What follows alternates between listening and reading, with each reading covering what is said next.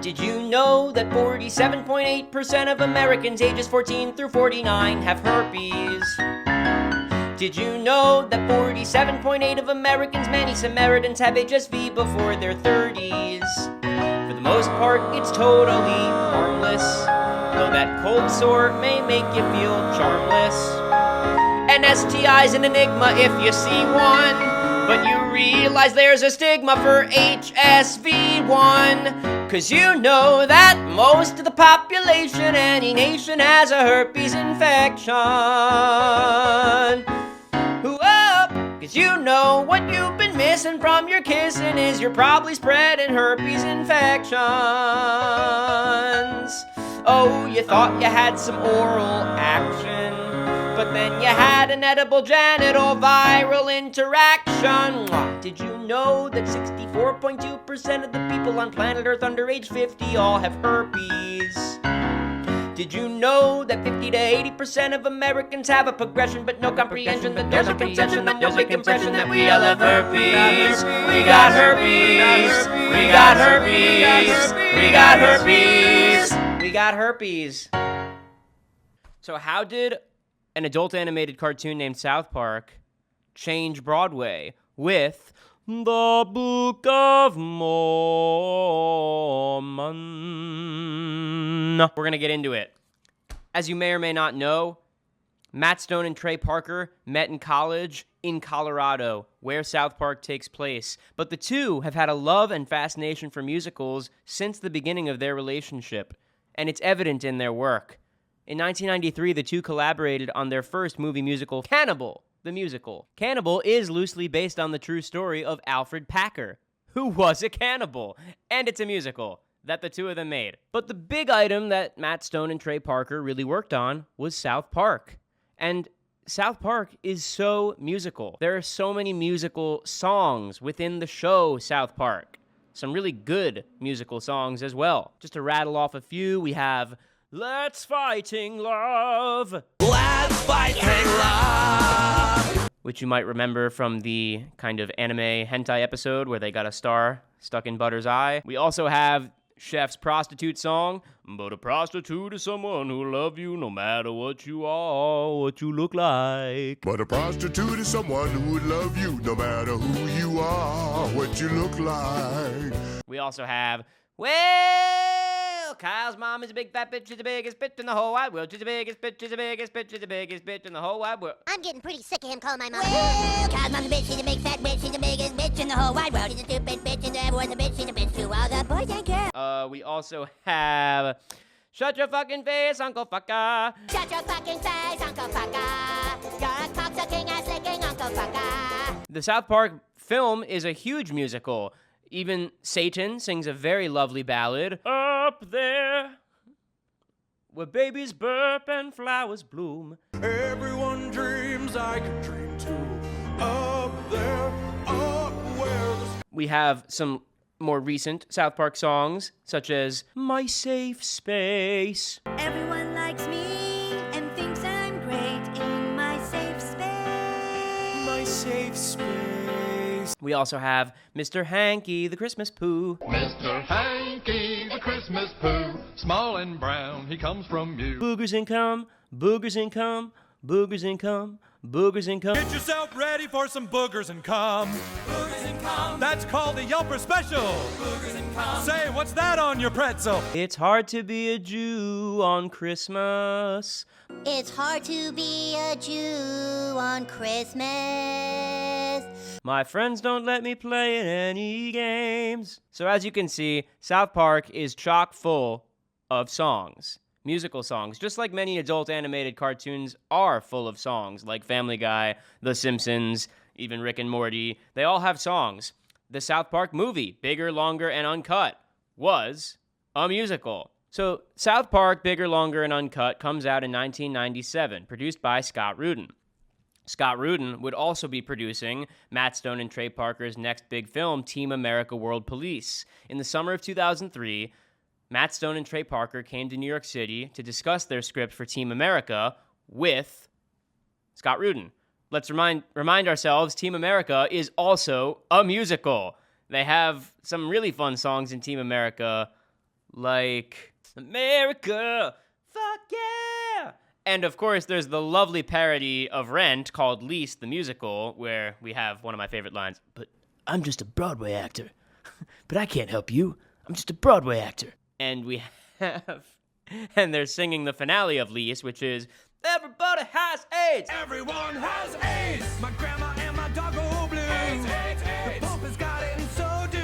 AIDS, AIDS, AIDS, AIDS. Come on, everybody. So where were we? Matt Stone and Trey Parker came to New York City in 2003 to discuss their script with Scott Rudin for Team America. Scott Rudin suggested that the two of them see the recent Tony winner for Best Musical, Avenue Q, because he thought the marionette puppets that would be featured in Team America could be inspired by the furry Jim Henson-style puppets in Avenue Q. Matt Stone and Trey Parker come to see Avenue Q on Broadway. Robert Lopez and Jeff Marks happen to be there, and they spot Matt and Trey in the audience and introduce themselves. The four end up getting drinks afterward and end up talking about a passion project of theirs, all about Mormons. The Book of Mormon. They've had a fascination with Mormons, so they wanted to make a musical about Mormons. For research purposes, the four of these men took a field trip to Salt Lake City, Utah to actually study and interview missionaries and ex-missionaries from the Church of Jesus Christ of Latter-day Saints. It's called doing the work. It's called doing the work. Doing the true work. After an argument between Parker and Marks was separated from the project, and a deal was cut. For the next few years, Robert Lopez, Matt Stone, and Trey Parker continued to iron out the details of the Book of Mormon. There was a lot of hopping back and forth between LA and New York, and they had to work between the South Park season schedule. There were a lot of different songs that were cut in the process, like a song called Family Home Evening. They changed the Warlord's name to ultimately General Butt-Fucking Naked instead of General Coney. Originally, Jason Moore was slated to direct the show, the original director of Avenue Q. He eventually left the project, and other directors were shopped around, such as James Lapine, who wrote the book for the original Into the Woods and Sunday in the Park with George. Finally, the producing team recruited Casey Nicholaw. At the time, Casey Nicholaw had directed The Drowsy Chaperone, one of my favorites, and he had choreographed for Spamalot. He would later go on to direct and choreograph Something Rotten, Aladdin, Some Like It Hot, handful of shows, handful of musical comedies. Robert Lopez kept pushing to workshop the show, which I think confused Matt Stone and Trey Parker because although they understood musical storytelling, they had never actually worked in a Broadway musical space. A lot of different workshops took place, some for just families and friends, some for more industry professionals. They spent hundreds of thousands of dollars on their own money to get this going. Eventually, they settled on Josh Gad and Andrew Reynolds to be in the final workshops of the show.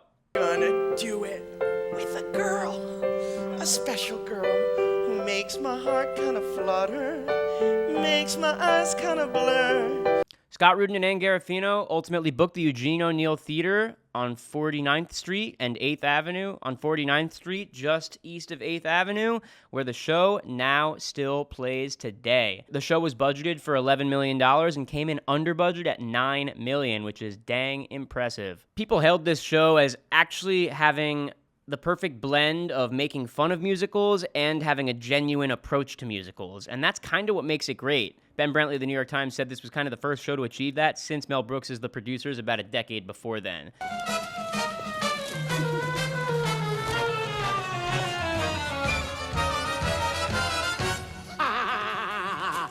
And it's true, I love a good musical comedy, and no one knows musical comedies better than Matt Stone and Trey Parker from South Park. It's just so evident in their work. Book of Mormon went on to win a whopping 9 Tony Awards, including Best Musical, Best Score, Best Book, Best Orchestrations, Best Featured Actor, Best Set Design. But it won a lot of Tonys, which obviously has staying power, and the show now is running over 5,000 performances as of today. Some notable cast alumni we can talk about. Gavin Creel, the late Gavin Creel, I did get to see in 2015 play Elder Price on Broadway. I believe he started as Elder Price in the West End. Andrew Reynolds and Josh Gad originated Elder Price and Elder Cunningham, respectively. This was a game changer for Josh Gad, who then went on to voice Olaf in Robert Lopez's Frozen. Ben Platt played Elder Cunningham on the second national tour when it first opened in Chicago. Nikki M. James won a Tony for her performance as Navalungi in the original Broadway company. Jared Gertner also played Elder Cunningham. Michael Potts was the original Mafala, who is the guy in The Prom on Broadway singing, "We Look to You." Brian Tyree Henry was the original General. Gray Henson played Elder McKinley on the first U.S. tour, who then was nominated for a Tony in Mean Girls. Rory O'Malley originated that part on Broadway. And A.J. Holmes played Elder Cunningham in Australia, who is now a writer on South Park. Even Dylan Mulvaney was on one of the tours of the Book of Mormon. As for the show, the Book of Mormon itself, it's got some gangbuster show-stopping numbers, such as Man Up, the finale, which incorporates elements from every song from Act 1 thus far, such as, he's singing, she goes, "Salt Lake, a city, a place for hope and joy. Man up! Heavenly Father, why do you let bad things happen? Man up! Turn it off!" This is an element that's used in a lot of really good Act 1 finales of musicals, such as the quintet in West Side Story.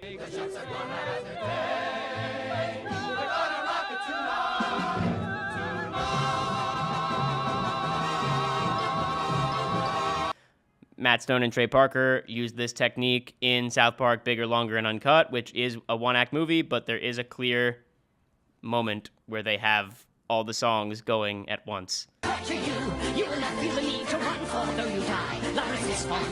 It really captures a great tone. Like I was saying, it approaches comedy and faith genuinely while also commenting on itself and commenting on its own absurdity. It came at a time just after the recession of 2008 where people were feeling a little bit unhopeful. And here you have a comedic musical about faith that knocks religion but still seems faithful and optimistic and hopeful. And I think that's what still resonates with audiences. People love comedy, and they love being able to see it again and again and again. That's why comedy is so popular, because you can rewatch Friends again and again. You can rewatch South Park again and again. And the Book of Mormon is one of those shows that it makes you feel as though tomorrow will be a latter day, even if you completely doubt that God exists. You can still have faith, even if you don't have faith in God, or your type of God, or his type of God, or their type of God. And that is what makes the Book of Mormon genuinely cheeky and charming. In conclusion, I can drop into Book of Mormon pretty much any day of the week as I could drop into Wicked. It's pretty much just as uplifting and as much of a good time. There's belting, which everyone loves a good belt, and good songs and good book and good storytelling. Slap some talented actors up there, and you got yourself a great Broadway musical with a big cast. It's unheard of today, and that is why, nearly 14 years later, the Book of Mormon still runs on Broadway at the Eugene O'Neill Theater.